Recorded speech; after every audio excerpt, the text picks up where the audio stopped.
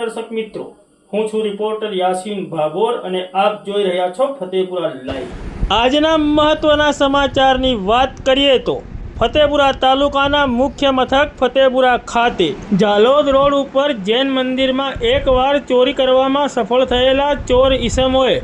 માત્ર 27 દિવસમાં ફરીથી ચોરીનો પ્રયાસ કર્યો। પ્રાપ્ત વિગતો અનુસાર તારીખ 21 જુલાઈ 2024ના રોજ ફતેપુરા તાલુકાના મુખ્ય મથક ફતેપુરા ખાતે જાલોદ રોડ ઉપર આવેલ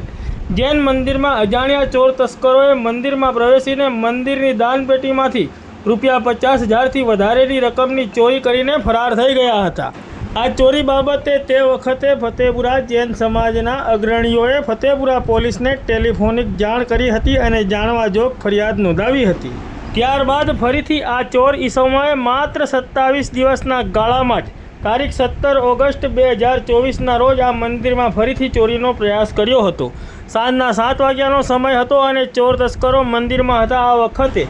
ગામની જૈન સમાજની બહેનો મંદિરે પૂજા કરવા આવી હતી અને મંદિરના દ્વાર ખોલતા જ અજાણ્યા ચોર ઈસમો દરવાજાનો અવાજ સાંભળીને ભાગી છૂટ્યા હતા, પરંતુ અજાણ્યા ચોર ઈસમો ઉતાવળમાં ભાગવા જતાં તેમનો નવો જ મોબાઈલ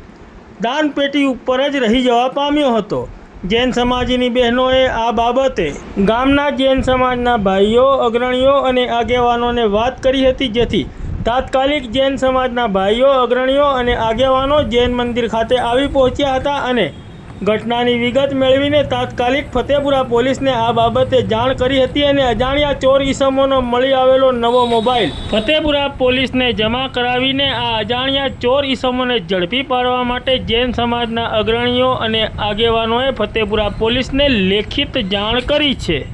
હવે અહીં પ્રશ્ન એ ઉપસ્થિત થાય છે કે તારીખ 21 જુલાઈ 2024ના રોજ જૈન મંદિરમાં થયેલી ચોરી બાબતે જૈન સમાજ દ્વારા ફતેપુરા પોલીસને જાણ કરવામાં આવી હતી, તો ફતેપુરા પોલીસે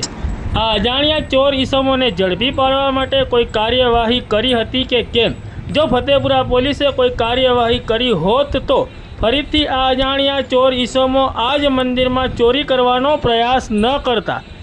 અને જો ફતેપુરા પોલીસે આ બાબતે કોઈ કાર્યવાહી કરી હોય તો પણ આ અજાણ્યા ચોર ઈસમોએ ફરીથી એ જ મંદિરમાં ચોરી કરીને જાણે ફતેપુરા પોલીસને પડકાર ફેંક્યો હોય તેમ લાગી રહ્યું છે। ત્યારે હવે જોવાનું રહ્યું કે ફતેપુરા પોલીસ દ્વારા આ બાબતે શું કાર્યવાહી કરવામાં આવશે અને આ